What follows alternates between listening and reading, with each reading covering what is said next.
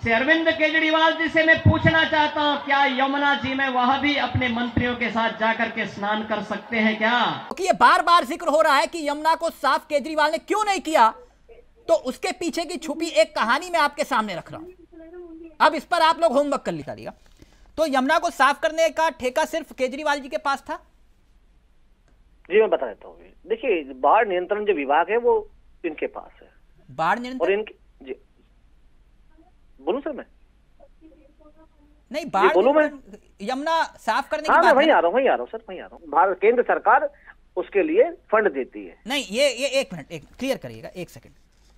2023 में बड़ा, क्योंकि यमुना को साफ करने का जिक्र है, 2023 में एलजी ने अरविंद केजरीवाल को पत्र लिखा और पत्र लिखकर उन्होंने कहा कि यमुना साफ नहीं हुई, उसकी वजह केजरीवाल की सरकार है।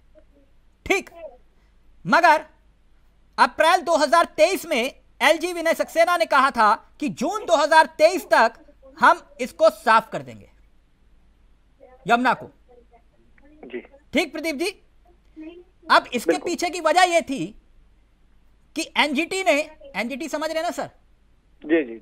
एनजीटी ने यह फैसला सुनाते हुए एक हाई लेवल कमेटी का गठन किया, हाई लेवल कमेटी का गठन किया, और इस कमेटी में चेयरपर्सन किसको बनाया? किसको बनाया प्रदीप जी? एलजी साहब को। अभी संज्ञान नहीं, मेरे संज्ञान में नहीं। अच्छा, ये संज्ञान में नहीं है, यमुना साफ करवानी है केजरीवाल से, लेकिन ये संज्ञान में नहीं है कि एलजी साहब को हाई लेवल कमेटी का जिम्मा दिया गया था। श्यामला जी, तोते की तरह बोलता हूं, सर, अभी आगे बता रहा हूं, चीजें पता होती है, छुपता नहीं हूं मैं। नहीं, आगे बता रहा हूं सर, अभी रुक जाइए ना। यमुना तो साफ करवानी है किसी ना किसी से। जब कमेटी का गठन हुआ तो इस कमेटी का चेयरपर्सन, जैसे मैंने आपको बताया कि एलजी साहब को बनाया गया, तो इसमें 6 महीने में बैठकें होनी थी और उस बैठकों के तहत नतीजे निकलने थे। सप्ताह में कम से कम 1 बैठक होनी थी, लेकिन कुल मिलाकर सिर्फ 10 बैठक हो पाई, 10 मीटिंग। 1 जनवरी 2023 में और अगस्त 2024 में हुई, और सिर्फ 5 मीटिंग में एलजी साहब शामिल हुए। तो सारी जिम्मेदारी केजरीवाल की। प्रदीप भटनागर जी।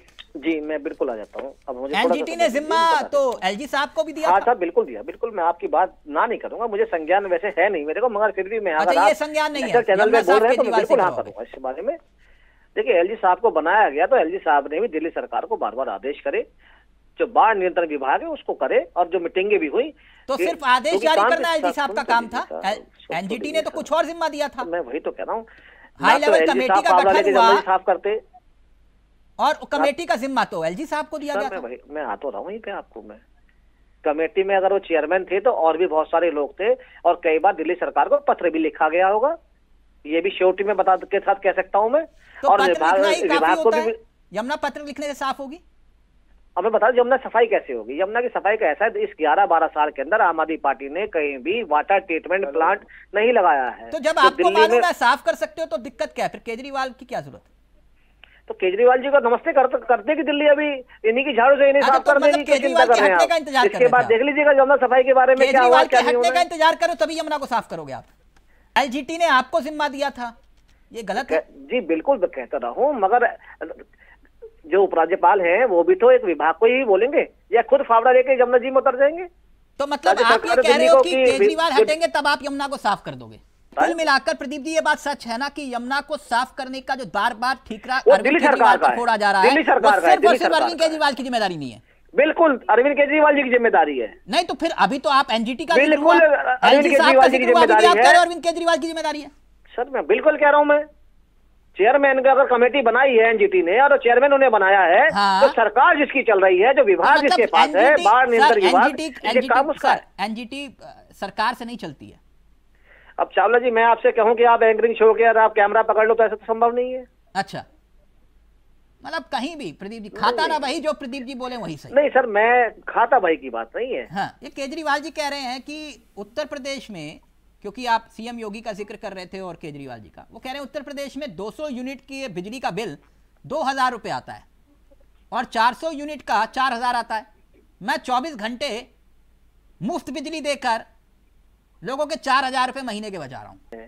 सुना मैंने, तो बीजेपी 20 राज्यों में है सरकार उनकी, किसी एक राज्य में जहां पर आप मुफ्त बिजली दे रहे हो, राज्य में प्रोग्राम की कृपा से आपकी सरकार है ना? मैं वही बता देता हूँ। कोई एक राज्य जहां पर आप मुफ्त बिजली दे रहे हो? जी मैं बता रहा हूँ, बिल्कुल। मध्य प्रदेश हो, गोवा हो, चाहे महाराष्ट्र हो, उत्तर प्रदेश हो, छत्तीसगढ़ हो, जो असहाय हैं, विधवा हैं, विकलांग हैं, उनको मुफ्त बिजली दी जाती है। उत्तर प्रदेश में आज के टाइम में 2 करोड़ लोगों का आंकड़ा है जो फ्री बिजली दी जाती है।